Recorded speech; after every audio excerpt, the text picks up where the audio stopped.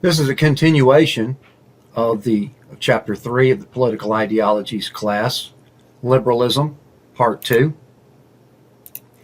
We've already talked about the formation of liberalism. Now, as we get into the 1800s, a lot is going to happen during this century that's going to affect the philosophy of liberalism as far as turning it into some ideologies that we still deal with today. Now, as we get into the 1800s, Napoleon's conquests were welcomed. So this was kind of a double-edged sword here, no pun intended. Napoleon's conquests were somewhat welcomed as a liberation from the aristocratic order, establishing the concept, cementing that concept of the nation state, while at the same time being a military dictator. So we kind of had to look at that from both sides there. Also around this time, the British Empire, which had been dominating much of the world for over 2 centuries and had become somewhat of the workshop of the world, set a lot of examples that, of course, are going to very greatly influence the United States of America as far as how their economy developed. But worker rights were starting to fall behind, and they still had limited suffrage as we get into the 19th century. Another concept that was coming into being early in this century was that of utilitarianism. Utility is a term for what helps someone do what they want. We've touched on this once already with the concept of rational choice, where someone may be interested in maximizing their utility, whatever that may be, profit, happiness, friends, whatever it is you want to maximize that is useful to you. So the business of government under this philosophy is to promote the happiness of society, specifically defined as creating the policy that is going to give the greatest happiness to the greatest number of people. So in order to do this, you need to weigh everyone's interest equally. So this was taking hold in this period that was shaping the philosophy of liberalism. Now we have to make a note here that what we could call classical liberalism is what eventually evolved into our modern concept of conservatism. So conservatism was focusing on these concepts here of individual liberties, religious freedom, property rights, which they share with our liberal side of politics today. But even more importantly, they focused on the laissez-faire aspects of government as far as staying out of the economy as much as possible, a limited government, concept of free trade. But the thing that even established it even more as a difference from our liberal side of politics today was Edmund Burke's writings that were looking at his reaction to the French Revolution, which turned out to be quite messy and quite chaotic.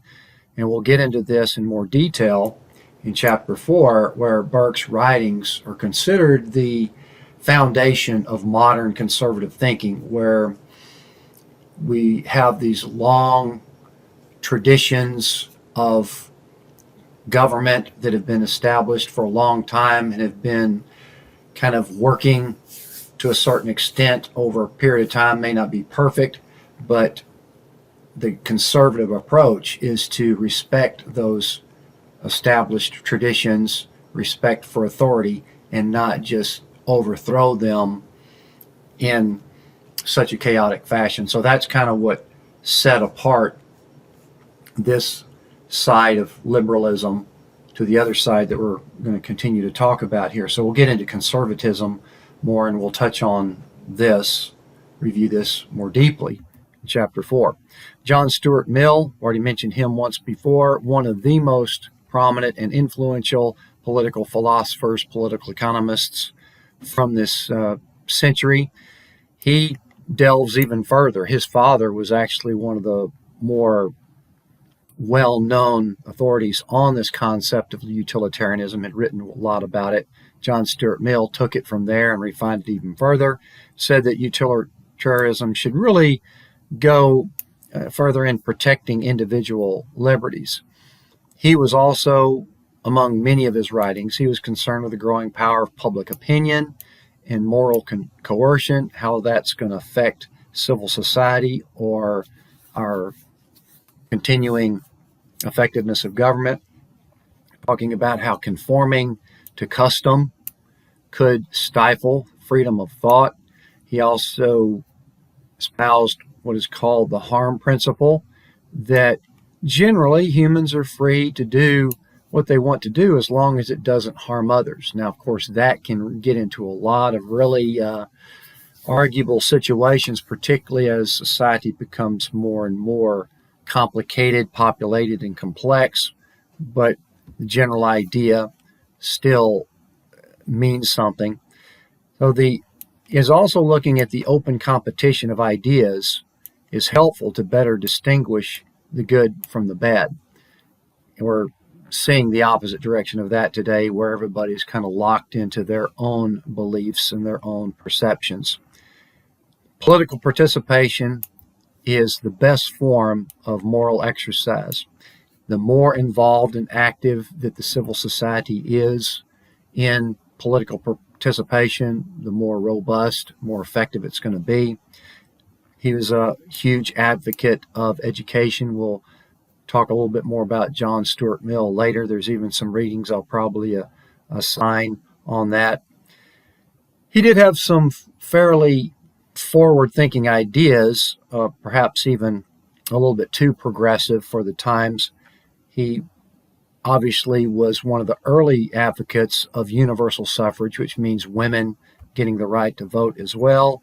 He also suggested that the higher the educated you are, the more voting power you would have. So that's literally could be considered somewhat of an elitist idea, but the idea that promoting more education, more learning, more knowledge and awareness of how the system works would then give you slightly more voting power. Of course, that would never go over in particularly the United States or most any other democratic society.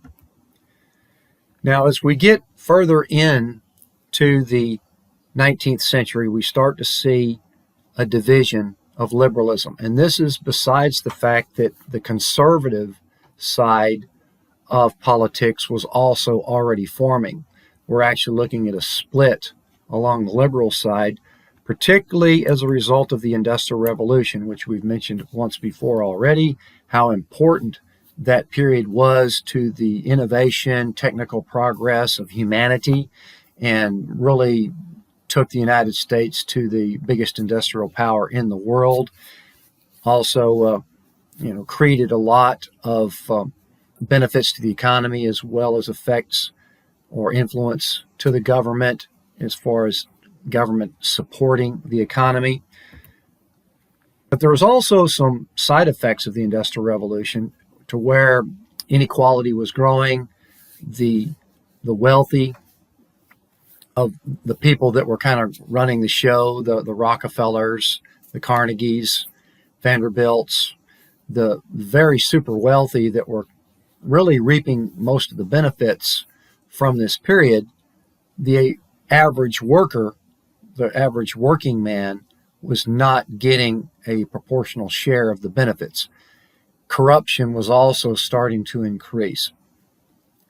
So a lot of activity was happening as a result of the Industrial Revolution, which literally inspired what we call the Gilded Age, and then the response to the Gilded Age, the progressive movements, in order to try to get the average person more involved in politics, to try to temper this inequality, this corruption, this disproportionate share of the wealth going to smaller hands, fewer hands. So a lot of reform movements were in play during this time. The concepts of socialism, which we'll be talking in considerable depth in chapters 5 and 6, Karl Marx's writings, among others, were influencing things in America, such as the labor movement. Looking at labor unions, they were starting to gain support, influencing the progressive movements as far as child labor laws, overtime laws, minimum wage, things like that were all being affected by these socialist ideas were coming in. But the major rift as a result of the Industrial Revolution was the concern for the individual person's welfare as a result of this hyper innovative economic activity. Whether or not the government should help the individual's welfare in order to perhaps level the playing field, or whether the government would be given too much power, still maintaining the idea of limited government, keeping them out of the economy. So we start to see a division here of what we would call welfare liberalism and neoclassical liberalism as a result of this split during the Industrial Revolution. Talking about neoclassical liberalism, what makes this unique is that it was jumping on the ideas of Darwin's natural selection, that if humans had a directed path of evolution, well, would that still not be applying to our social evolution as well? And that the government should not interfere in that natural selection, that natural progression, which was called the survival of the fittest, which was not coined by Darwin. That was coined by someone who was advocating this social Darwinism, which took those biological principles and tried to apply them to socioeconomic, political principles, and that if government helps the weak, that retards social progress and holds back the strong. In other words, the fittest should be allowed to do what they are able to do and perhaps dominate if they need to. But bottom line is that maintain that freedom to compete, and those who are the most competitive or the most skilled or through this natural selection process would come out on top. Now that, as we will perhaps talk about a little bit later on, this social Darwinist type philosophy did not really hold up very long. It was co-opted by some elements that really even took it further and used that for justifying racism, fascism, domination. So social Darwinism, few today continue to base their political arguments on Darwin. So that's a separate thing. However, this neoclassical liberalism did shift into what we refer to as libertarianism, which is there should be no government at all, and just let humans progress on their own individual needs and skills and talents. The other side of this was welfare liberalism, where the idea was to not just to help individuals progress, but to also remove the obstacles to freedom and liberty that individuals, particularly less privileged individuals, were encountering.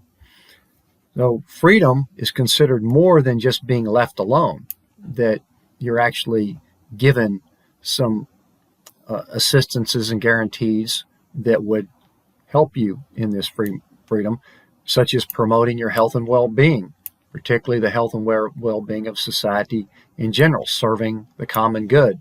And as I mentioned before, leveling the playing field so more people can compete on this field and have more equality of opportunity.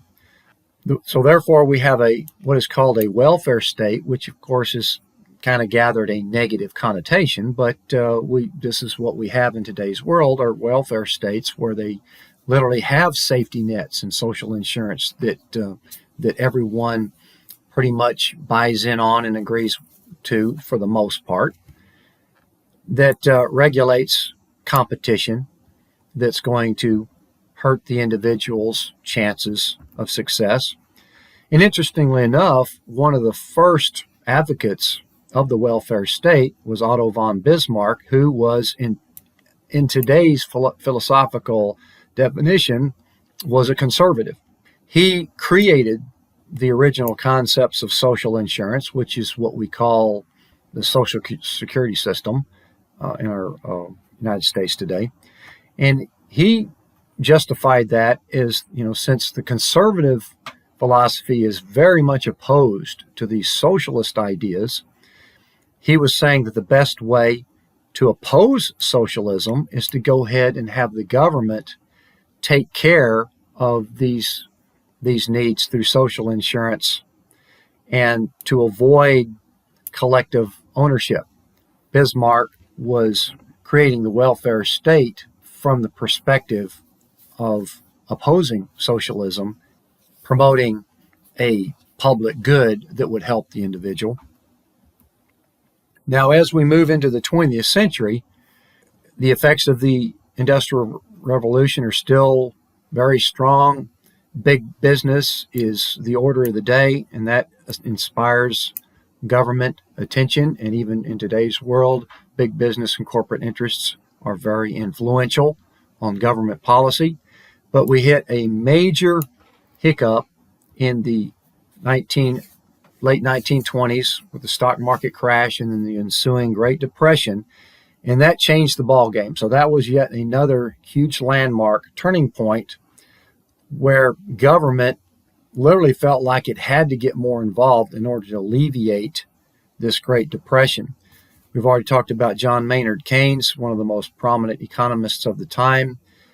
He was talking about this contracyclical approach that the economy has boom and bust cycles, and that when the economy is down, then the government gets involved by providing subsidies or tax breaks, infrastructure projects in order to stimulate or activate the economy. And then when the economy recovers and booms, then that's the prime time to raise taxes, when everybody's working, and then you pay for that deficit that you created with the downturn. So these New Deal policies were also looking at infrastructure spending. This is when the concepts of minimum wage, unemployment insurance, this is when the Social Security system was implemented. This was a major turning point in government involvement in the economy. And this is where the split really solidified between the modern conservative and liberal parties. The World War II, massive amount of spending, infrastructure development, lots of savings accumulated. So a lot of people coming home from the war. There was a lot of pent-up progress ready to be made. So after World War II, we come into the golden age of capitalism, enormous amount of growth. Obviously, we were producing things that more and more people were able to buy, such as, for example, before the World War II, not that many people had cars. After World War II, almost everybody was going to eventually get a car. Washing machines. Before World War II, not many people had washing machines. After World War II, everybody was going to have a washing machine. Television sets, it goes on and on and on.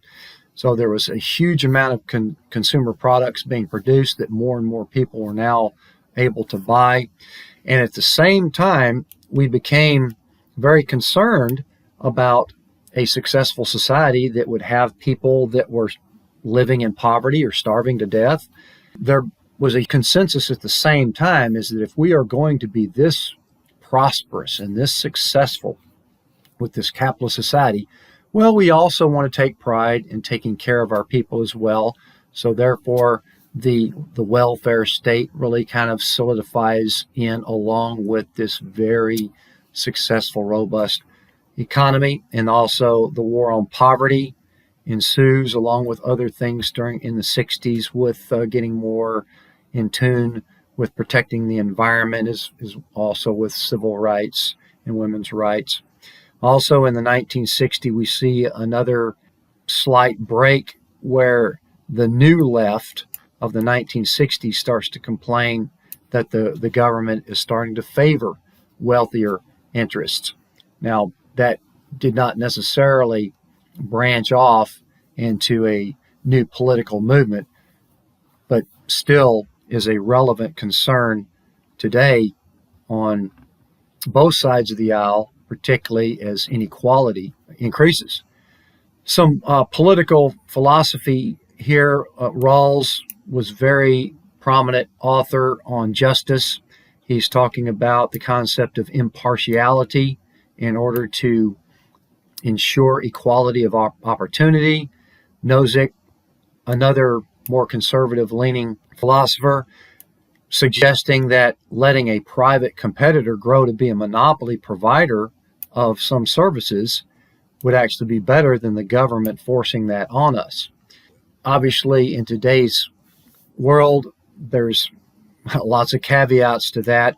The libertarians, for example, which are advocating minimal or no government for individual liberty, well, there's not any government system in the world that is considered a libertarian form of government, and it has never achieved broad popular support because it's rather impractical to not have a government in today's world. And even this concept of privatization has had mixed results, because over a century or more of economic development, we pretty much have come down on what certain things are public goods that the government is either going to have to regulate or provide themselves, as opposed to private consumer goods, which we really don't want those to be provided by a monopoly, because then that restricts competition, perhaps even hinders the possibility of having more people making a profit from providing that product that people are wanting to pay money for. More on liberalism today. It's not necessarily the revolutionary force that it once was. It does inspire some radical response in some regions. We've now kind of settled out to the liberal side of politics, which we've already touched on those basic definitions there. Liberalism per se is, most people don't even really think of it as a philosophy that inspired our government, because liberalism today is considered the Democratic Party for the most part. So that shows you how kind of far in the background it has fallen. The welfare and neoclassical liberalists, there's a lot of agreement on what the end result is that we want. We want a better economy. We want people going to work. We want a happier society. It's just a disagreement on how about going to do that and how far individuals should exercise their freedom. At what point is somebody exercising, I guess you could say, too much freedom, that it's encroaching on somebody else's freedom? There's still somewhat a general agreement on this harm principle, that if you can do what you want as long as you're not causing harm to someone. But again, that's a real gray area as to what you might be doing that is somebody else may not be okay with that. And there's certainly not agreement on victimless crimes such as drug use, prostitution, gambling, crimes that people say, well, government shouldn't be regulating these crimes because these are something that people want to do.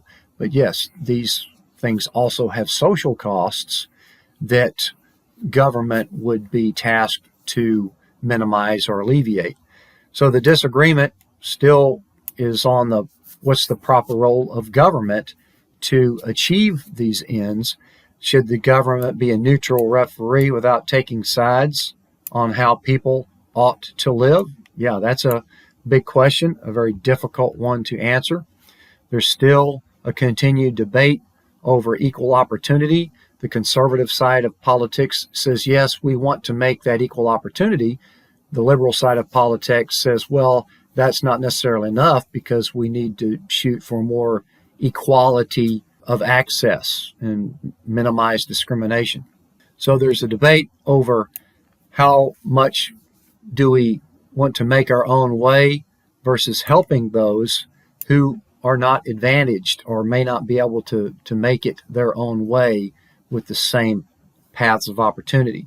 Many examples here. One, for example, affirmative action, which tries to eliminate discrimination in the workforce, versus what we might call reverse discrimination against white males, for example.